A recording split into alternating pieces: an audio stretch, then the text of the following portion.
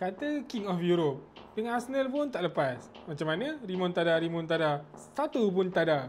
Okay, kita ulas sikit game Arsenal menentang Real Madrid second leg. Okay, overall performance Arsenal untuk game second leg ni power. Still boleh tapau Real Madrid walaupun tak agresif sangat untuk serangan. Arsenal pun banyak boleh buat counter attack, tapi sayang banyak terlepas bola lah, apa benda lah kan. Defense solid. Saliba walaupun tersilap, tapi dia memang solid hari ni. Mbappe dalam poket dia je. Kiwior aku tak expect kau memang power walaupun tak ada Gabriel. Luis sekali memang mantap budak ni, memang solid gila. Timber macam biasa excellent performance. Overall Arsenal punya defense malam ni memang gila-gila solid performance. Saka miss penalty tak apa, sayang gila, tapi kalau dia tak miss penalty tu aku rasa Arsenal memang dah boleh dominate game pada awal.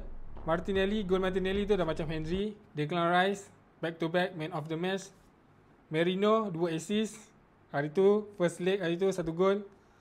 Odegaard tak apalah, janji kau tak injured.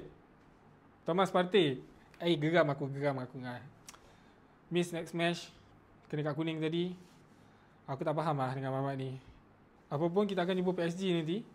Kita tengok, walaupun kita dah bantai dia 2-0 hari tu dekat tempat dia, tapi sekarang ni dia punya team lagi kuat. Now kita enjoy 5-1 babe. 5-1